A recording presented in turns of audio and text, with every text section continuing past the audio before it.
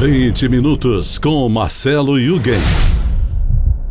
Nascido em Registro, no dia 12 de maio de 1976, Francis Camachillo Meneghetti possui graduação em Administração, mestrado e doutorado em Educação, sempre pela Universidade Federal do Paraná. Atua principalmente em estudos organizacionais, teoria crítica, administração, teoria das organizações e violência nas organizações. Dr. Francis, bem-vindo ao nosso podcast. Obrigado, Marcelo. Obrigado pelo convite, prazer estar aqui. Francis, obrigado por estar conosco. Desde já, eu quero dizer que nós vamos aproveitar a tua presença para jogar luz sobre problemas e atividades que levam a práticas que às vezes são compreensíveis, às vezes são aceitáveis, mas muitas vezes não, nem aceitáveis, nem admissíveis em diversos níveis organizacionais. Ou seja, nós vamos tratar de um assunto que você domina com bastante tranquilidade. Para tua informação, você que está conosco, nos acompanhando, e contextualização dessa nossa conversa, é importante que fique registrado que esse podcast está sendo gravado no dia 10 de janeiro de 2023. Portanto, a minha primeira pergunta vai versar sobre os eventos recentes ocorridos anteontem, dia 8 de janeiro. Quando este episódio for ao ar, provavelmente já haverá informações que, no momento, nós ainda não conhecemos. Então, é importante que essa contextualização seja feita. Francis, você acredita que nos atos terroristas e golpistas do dia 8 de janeiro, em Brasília, as pessoas que efetivamente estavam lá invadindo as instalações dos três poderes estavam conscientes do que estavam fazendo ou foi um caso de ignorância, fé no direito de protestar, mas direcionadas por terceiros que planejaram isso com mais cuidado, com mais conhecimento? Bem, Marcelo, quando aconteceu a situação, a gente não pode acreditar que todas as pessoas agiram motivadas exatamente pelo mesmo motivo, né? Com o mesmo objetivo. Existem participações que precisam ser diferenciadas, né? É claro que aqueles que estiveram e depredaram patrimônio público ou cometeram algum ato de violência, elas devem ser responsabilizadas na medida da diferença da sua ação naquele momento.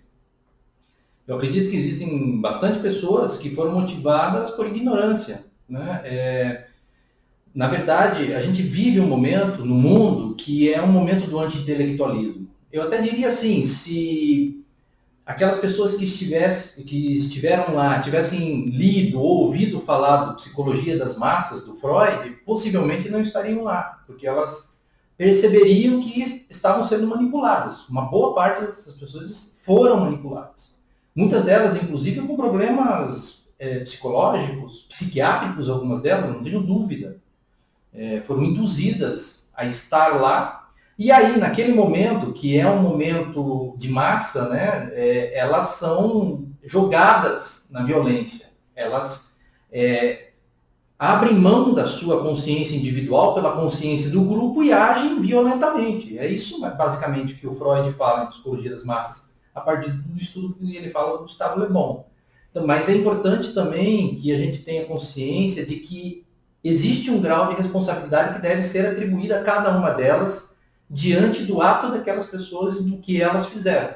Obviamente, né, que daquelas 4.000 pessoas, mais ou menos, que se estima que estiveram lá, se as 4.000 pessoas estivessem de fato apedrejando, quebrando, a situação seria muito pior. Não foram as 4.000, certamente muitas pessoas estavam lá protestando com raiva, com xingamentos, mas em algum momento elas viram que aquilo fugiu do controle e quando passa a ser uma violência física, muitas se afastaram. E, obviamente, muitas dessas pessoas devem possivelmente estar presas. Devem ser responsabilizadas na medida da sua atitude. E aí o direito, né, que é uma técnica, vamos dizer assim, deve ser capaz, de todos os procedimentos, né, deve ser capaz de distinguir essas responsabilidades. Agora, o fato é assim, que as pessoas, infelizmente, elas são induzidas, em grande parte, por conta do desconhecimento, da ignorância, do anti-intelectualismo, que é algo que está presente na nossa sociedade. Mas a questão que me parece que não quer calar é a seguinte: como é que a gente pode incluir uma questão organizacional nisso, que é o tema maior da nossa conversa? Como é que você conceituaria essa violência como dentro de uma questão organizacional? Dentro de uma organização, você tem diversos tipos de atividades, ou diversas tarefas, ou diversos trabalhos a serem realizados. Apesar de não ser uma organização formal, né, essa massa que se formou e que cometeu esses atos de violência, ali existem pessoas que participaram de diversas formas, fazendo determinadas atividades específicas. Tem aquele que entrou no ônibus muito empolgado e sem muita consciência do que ia acontecer lá. Possivelmente uma grande parte dessas pessoas chegou lá, começou a andar, ficou empolgada e se retraiu no momento do começo da violência física. Outros que não, que tinham exatamente consciência de que levariam essas pessoas, que elas influenciariam, né, essas pessoas para se inflamarem, para cometer esses atos de violência, e aqueles que deliberadamente planejaram isso. Porque na psicologia de massa sempre existe a figura de um líder, existe uma liderança por trás desses atos. Essa liderança tem plena consciência de que levando essas pessoas, inflamando elas emocionalmente, né, tirando elas da sua condição de consciência ou do seu estado normal de consciência, que elas iriam praticar esses atos. Então, existe aquele que planeja, existe aquele que influencia e existe aquele que participa de maneiras distintas. Todos têm responsabilidade. Esse é um ponto que a gente tem que levar em consideração. Mas vamos pensar em termos bem práticos. Uma senhorazinha que saiu do interior do Paraná, 70 anos, que tem uma vida muitas vezes solitária. Nós temos, né, a presença de muitos idosos, aliás, a grande maioria parece que são pessoas mais velhas. E aí ela tem uma vida pobre socialmente, né? Pobre no que eu digo assim, sem muitas relações sociais, sociais saudáveis, né? E aí ela se viu naquele momento integrada àquele grupo, que aquele grupo traz uma nova perspectiva na vida dela, ela se identifica com aquele pertencimento, sentimento de pertencimento, ela entra e ali o pessoal afaga ela, não, você é muito importante para nós, você está participando desse momento histórico, e ela vai se entregando àquela atmosfera, né? E ela vai, quer dizer, ela chega lá, ela eventualmente constitui uma pedra no chão jogado, naquele momento, né? Naquela situação inflamada, e aí você atribui a ela a mesma responsabilidade, por exemplo, de que o líder que pensou, articulou, influenciou, não, vamos levar essas pessoas porque em algum momento nós vamos utilizá-la como um número para dizer que nós representamos o Brasil a uma distância muito grande. Né? Essa senhora, ela, e a lei tem como verificar isso, ela não, ela vai ser responsabilizada, ela pode até ter que pagar uma multa, ela pode até ter que usar uma tornozeleira eletrônica, enfim, a lei vai dizer o que ela... Mas ela não vai ser presa, né, ou ficar presa 14, 15 anos como alguém que articulou esse atentado contra a democracia. São coisas distintas. É um papel que a gente precisa cobrar do Estado também, né, saber fazer essas diferenciações. Mas, sob o teu ponto de vista, com os elementos de que nós dispomos hoje, seria possível dizer com algum grau de certeza que por trás de tudo isso há uma organização? Sem dúvida. Não existe como não ter alguém ou um grupo de pessoas que tenha articulado esta situação para que chegasse nesse extremo de violência. Precisa ser... Uma das características centrais da máfia é a necessidade de um líder que manipula afetivamente as pessoas. Manipula e organiza essas pessoas para que cometam aquilo que ele deseja que seja realizado. Perfeito. Né? Então existe, obviamente, uma organização. Uma organização que pensou e articulou estrategicamente para que isso acontecesse. Mas também tem uma outra questão. Isso não foi gestado há um mês atrás. Isso foi gestado nos últimos 4 anos, nos últimos 6 anos, nos últimos 8 anos, no último século, basicamente. Então, assim, quando alguém diz claramente que vamos dar um golpe, ou quando alguém instiga o outro, isso não é possível, a gente tem que tomar o poder, essa pessoa tem responsabilidade sobre o que aconteceu ontem. Não importa quem seja. Não importa quem seja. Pode ser exatamente essa mesma senhora que eu citei de exemplo. Ela é responsável. Não, vamos dar o golpe. Não, a democracia não, ela não serve mais para nada. Ela é responsável. Sem dúvida. Sem dúvida. Mas existe sim alguém que articula. Veja, levar 4.000 pessoas não é uma coisa simples. Alguém contrata os ônibus. Alguém diz assim, olha, esse é o caminho que nós temos que percorrer. Alguém dá algum comando para dizer, ó, fure, quebre a barreira.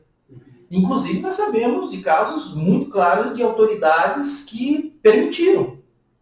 Que agiram por omissão. Agiram por omissão. Que, aliás, o grande mal é feita exatamente pela omissão dos bons. Né? Não saia daí, meu amigo. Nós voltamos depois de um breve intervalo para continuar essa conversa com o Dr. Francis Kanashiro Meneghetti. 20 minutos com Marcelo Yugen. Está conosco neste episódio o portal MedDoctor, o maior portal de marketing para médicos, clínicas e hospitais. Acesse meddoctor.com.br. 20 minutos com Marcelo Yugen. Nós voltamos conversando com o Dr. Francis Kanashiro Meneghetti sobre as questões de violência nas organizações. Francis, agora descendo um pouco mais para o nível mais chão das empresas privadas ou públicas e da violência com a qual a gente tem que lidar mais no dia a dia. Como é que a gente pode conceituar a violência organizacional nesses ambientes? Porque nós estamos acostumados mais assim com bullying, assédio sexual, que são coisas que aparecem mais, né, no dia a dia. Mas como é que a gente pode estabelecer uma coisa mais de sentido amplo que ultrapasse um pouco esses dois conceitos? Na verdade, o bullying, né, uma agressão física, eles são os efeitos da violência, né? A violência, ele é um fenômeno associado ao poder. Quando há uma diferença de poder entre as pessoas ou entre os grupos, ali aparece a violência, quando essa diferença ela é muito grande. Então, a violência ela é uma disfunção do poder. Essa. E aí, claro, se alguém, por exemplo, é agredido dentro de uma empresa verbalmente ou fisicamente, é porque essa pessoa ela não tem poder suficiente para revidar ou para requerer os seus direitos. Né? Então, a violência ela é uma manifestação do poder na qual alguém ou alguns agentes não têm esse poder. Entendo. Quer dizer, seria um uso distorcido, um uso corrompido de uma situação de poder hierárquico mesmo. Exatamente. Citando algum caso bem prático. Por que de repente, alguns gestores cometem violência com alguns funcionários e com outros não? Né? Então, por exemplo, por que ele escolhe uma mulher para assediar e não um homem? Porque ali há uma assimetria de poder entre ele, homem, gestor, hierarquicamente superior, e a figura da mulher. Por que isso acontece em relação à mulher? Porque socialmente nós sabemos que as mulheres elas estão numa posição mais fragilizada dentro das relações de poder. Né? Muitas vezes, se essa mesma mulher ela for mãe solteira, ela vai aceitar, entre aspas, né, ou vai tolerar essa violência porque ela depende economicamente daquele trabalho. E assim vai. Por que ele não comete, muitas vezes, esse mesmo ato de violência com um par seu? Porque as relações de poder estão distribuídas.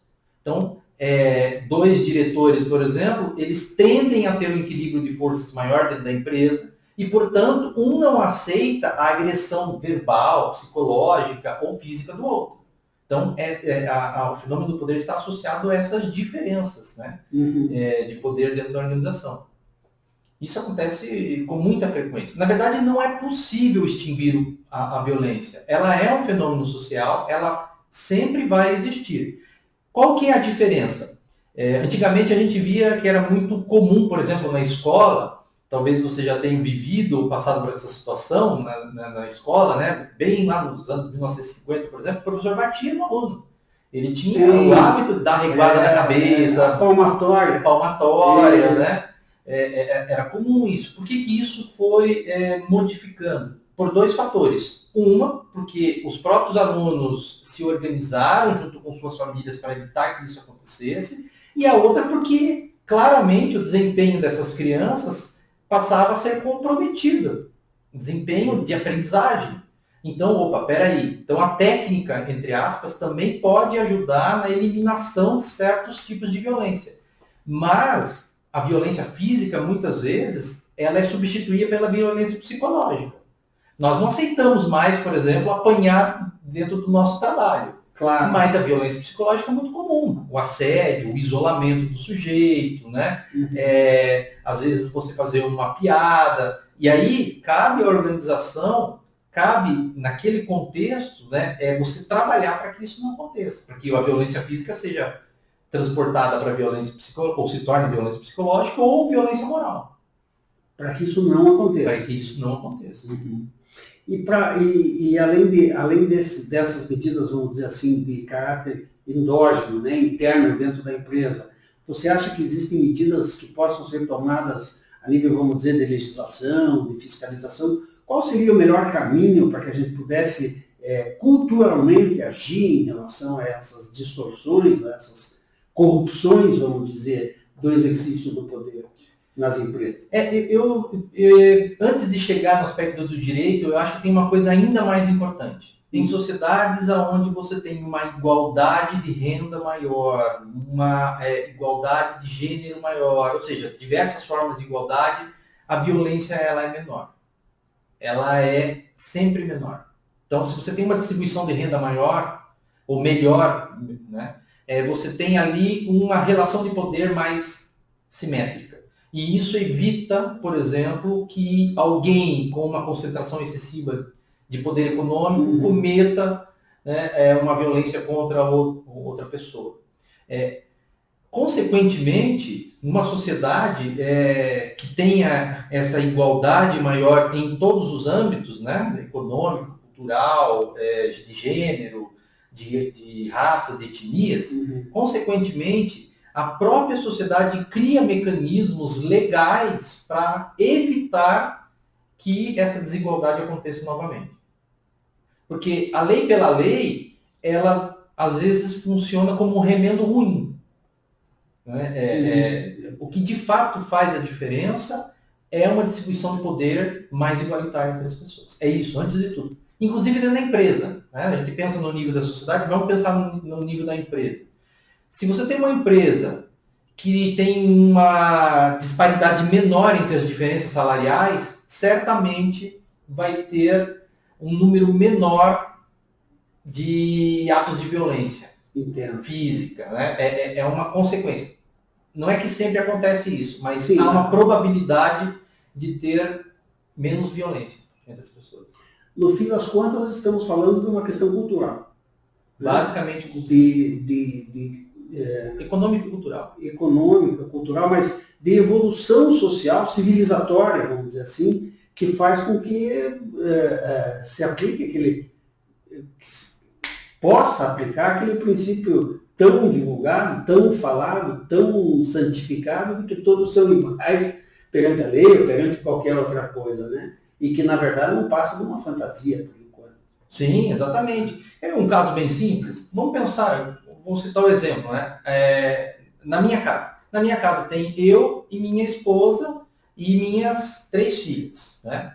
Na relação entre eu e minha esposa, existe uma relação de simetria maior. Por quê? Porque minha esposa tem uma remuneração praticamente semelhante à minha, ela tem uma formação semelhante à minha, né? Ela tem uma formação cultural semelhante à minha, inclusive nós dois somos de registro. Né? Então nós temos uma equidade maior entre nós. É óbvio, por exemplo, que numa relação, numa briga, o que acontece, né, ou numa disputa que possa acontecer, a relação entre nós é uma relação mais equilibrada. Eu não posso, como um macho escroto, né, que vai impor a ela a sua vontade. Porque é o provedor do lar. Porque eu sou o provedor do lar, porque eu estudei mais do que você, né, ou porque a minha cultura é diferente, entre aspas, né, porque não existe isso, é superior à sua, né? Então óbvio que você tem uma relação mais equilibrada. Sim. E, no geral, deveria ser assim na sociedade, né? Entendo. Nós vamos para mais um pequeno intervalo e voltamos para o terceiro e último bloco da nossa conversa com Francis Kanashiro Meneghetti. 20 minutos com Marcelo Yugen. Está conosco neste episódio o portal MidDoctor, o maior portal de marketing para médicos, clínicas e hospitais. Acesse middoctor.com.br. 20 minutos com Marcelo Yugen. Voltamos para o encerramento, o último bloco da nossa conversa com o Dr. Francis Kanashiro Meneghetti, a quem eu passo a palavra para suas considerações finais. Então, Marcelo, essa é a temática da violência é uma temática muito extensa, né? E é importante que as pessoas tenham consciência de que ela ocorre, mas que também é possível evitar que ela aconteça, ou que ela se torne algo sistemática, ou que ela se torne algo frequente, a tal ponto, por exemplo, de nós termos um contingente enorme de pessoas hoje em sofrimento psíquico, né, se sentindo absolutamente desesperançadas com o mundo. É importante que a gente passe a pensar sobre isso, né, passe a refletir sobre isso. O problema existe e precisa ser debatido, né? Eu acho que essa é uma questão importante. Por outro lado, eu também sempre faço uma reflexão, que é uma reflexão de que todos que estão no meio científico precisam fazer, né? Como que a gente aproxima também esses conhecimentos da população em geral? Como que a gente conversa com uma população que não tem necessariamente a mesma educação formal, não tem um diploma, não tem. Então, isso também é algo que a gente precisa se engajar. Eu acho que o podcast é uma forma de fazer isso, uma forma excelente de fazer isso. Porque hoje uma das ideias. Isso. As pessoas hoje leem muito menos, ouvem muito mais, até por conta da sua estrutura cotidiana, né? Tá no trânsito, não dá para ler, mas dá para escutar, dá para ouvir, né? Então, acho que isso é algo importante. E pensar na violência como um fenômeno social que pode e deve ser combatido, que deve ser evitado. Então, eu quero dizer a você que está nos assistindo e nos acompanhando que é extremamente gratificante a gente poder participar de uma conversa como essa de hoje, porque a gente aborda coisas que normalmente não se vê assim tão explícitas. Como, por exemplo, a gente entender que naquele conjunto de coisas que aconteceu no domingo, dia 8 de janeiro, em Brasília, a gente pode claramente entender que ali se tratou de violência organizacional, que havia uma organização, que havia uma premeditação, uma articulação com um propósito definido, que era um propósito ilegal, imoral, indecente, mas que existia. Por outro lado, também, com todo o resto das coisas que nós discutimos aqui, a questão da violência em sentido amplo, não é apenas aquela que se comete na rua quando uma pessoa é assaltada, ou quando se comete um homicídio, ou quando a polícia abusa dos seus poderes, etc. Nós temos que pensar na violência como um fenômeno social que permeia todo tipo de organização e de pessoas. Eu queria agradecer ao Dr. Francis por ter nos trazido toda essa experiência, esse conhecimento, e agradecer principalmente a você que esteve conosco nesses 20 minutos com o Marcelo Yugen. Lembrando sempre que esse podcast tem prorrogação nas redes sociais. Você pode contribuir com comentários, com elogios, com críticas, com sugestões a qualquer momento nós estamos aqui exatamente para receber isso e fazer disso o melhor proveito. Muito obrigado a você e até o próximo 20 minutos com Marcelo Yugen. 20 minutos com Marcelo Yugen.